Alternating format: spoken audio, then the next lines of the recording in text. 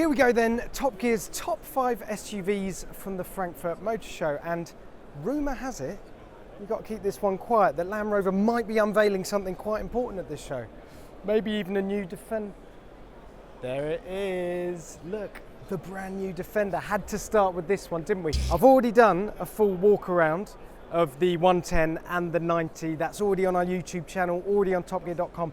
Go and check that out for all the details. But I think it's still worth having a little look around Land Rover's stand because they've gone big this year, and there's a few details, a few accessories, a few different versions that I want to show you, starting with this, which is the 110 fitted with the Explorer pack. So that's the full house off-road accessory pack, snorkel, roof rack, roof ladder, a kind of pannier box on the other side that you'll see knobbly tyres. This is the one that will take you across the Sahara Desert.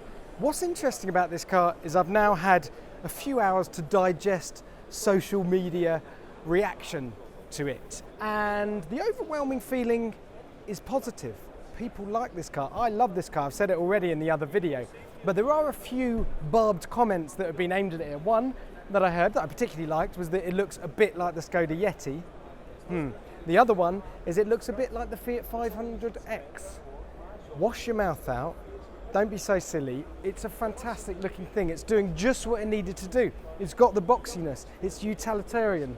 It's modern though. It's a new Defender. It's got all the technology. Anyway, don't get me started. That's the 110. Come down here because there's a few interesting versions I think you need to look at. The first is this one here. So this is a 90 model. Follow it round and you'll see what makes this one different. On the steel wheels, as I've already said, these are the ones to go for. How often do you say that the standard wheels, the wheels you get chucked in for free anyway, are the ones you want? Land Rover Defender. But this is the commercial version, so I'm told it will go on sale next year in about a year's time for 35 grand plus VAT in the UK. No seats in the back, just load carrying ability, and that's a nice little touch, isn't it? Wilks Brothers, 4x4 specialist since 1948, a reference to the Wilks Brothers, the founding fathers of the Land Rover brand, who made the original iconic Series 1. Not a fan of this spec, if I'm honest. Big wheels, black bonnet, not doing it for me. But this is the thing about the Defender, that's not a bad thing. There will be lots of people out there who want that kind of Khan, fully modded, twisted look to their Defender, and they can have it. Do what you like, mate. Another 90 model. This is finished in the green with the matte wrap. This doesn't have the steel wheels on it. This has got the 22s, I believe. The biggest wheel. So this is kind of the urban spec. This is the one that's taking on the Khans and giving people that won't leave the King's Road the ability to swan around on big wheels and not have to worry too much about off-roading. A couple of things I want to mention. In the video I said, oh yes, this is the 5-door model and the 110 is a 7-seater. Obviously that was a slip of the tongue. This is a 3-door with 5 seats, or 6 seats if you go for the extra jump seat in the front. The 90 that featured in our video had the winch on the front. Now, it's a cool thing, it's a cool accessory, but this is what the front end of the car really looks like. I realised that we didn't give you a proper look at the Defender's new face. Prices. Now, this starts from 40 grand, the 110 starts from 45 grand, but of course, by the time you've put the set of wheels on you want, you've added a jump seat in the front, you've had a few little choice options like this matte wrap or, well, anything really, that price is going to go up and up. So there have been a few comments saying it's too expensive. Well, do you know what?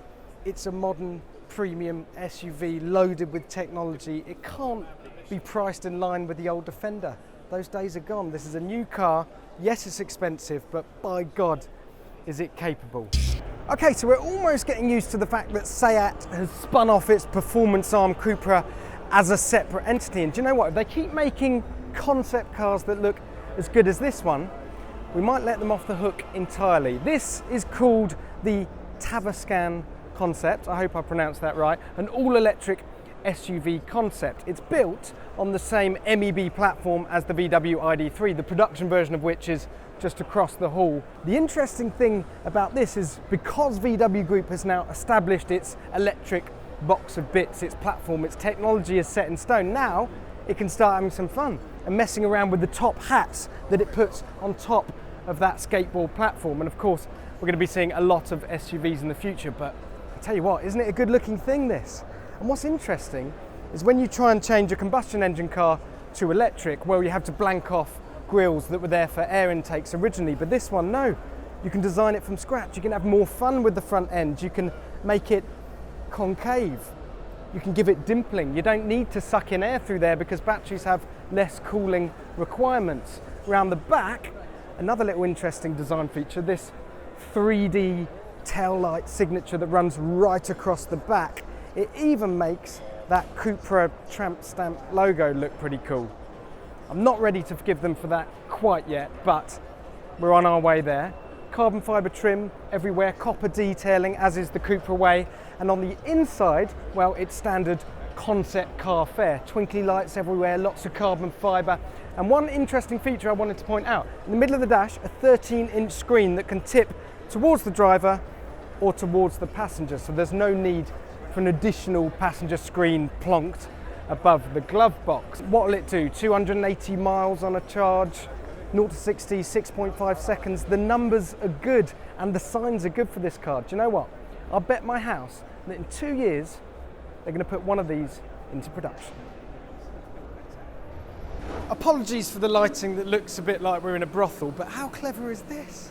BMW has found a way of hiding its, should we say, dubious looking X6 in plain sight. Look at that, it's covered in a special kind of paint developed by a British company, no less, called Surrey Nanosystems. I think the paint's called Vanta Black. It absorbs all but 0.035% of light that shines on it, which basically just makes it look like a hole in the universe. It's a material, a spray, a coating if you like, that's been used on various components that have been sent into space because it has heat shield properties too. But hey, anything that can turn the BMW 6 into a black hole has to be a good thing, right? Because I like to make things as difficult as possible for our cameraman, the next car on our list is in a glass box with glass that flashes and goes opaque occasionally. That's because if you peer through here, it's a car in camouflage, but not any old car. This is the second production model from the VW ID family. So the ID3 is being revealed today in production form. This is the next one. It's going to launch next year, and it's based around the ID Cross concept. So surprise, surprise, it's an SUV. This one here looks like the normal shape as you'd expect. There is going to be a coupe version. Basically the same car, just with less headroom and less boot space in the back. I don't know why either. Now the point of this car is they want to sell 100,000 all-electric ID VWs a year by 2020, and to do so they need to sell quite a lot of them in America. This is the car then that is going to appeal to American buyers because they love an SUV. The difference to the ID3, that is rear-wheel drive only, so the most powerful model is 200 horsepower rear-wheel drive. This, four-wheel drive of course, so 200 horsepower motor on the rear axle and then 100 horsepower motor on the front axle. Four-wheel drive, 300 horsepower, an 83 kilowatt hour battery and a range of over 300 miles. Anyway, there we go. It's a stripy car in a box. Get some nice shots, Dave. Cheers. No, this isn't actually a moon buggy. This is Audi's latest off-road SUV concept. It's called the AI Trail.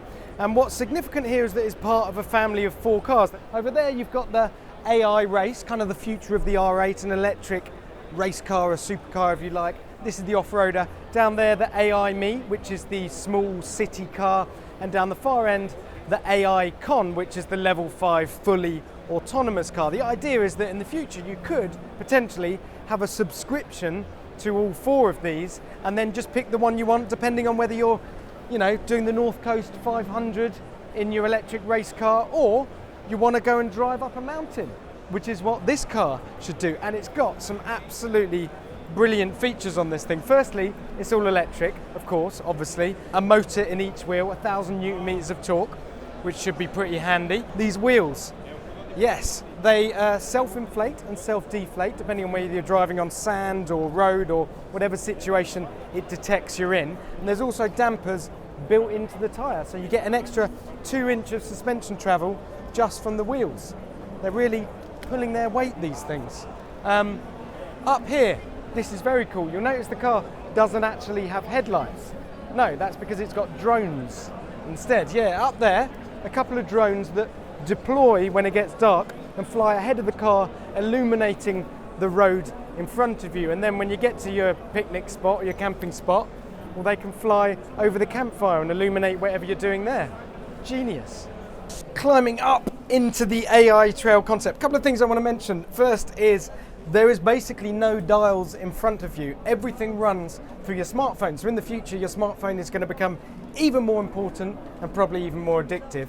Instead of that, you've got this huge luggage space in front of you where the dash and all the dials and screens would normally be. Handy.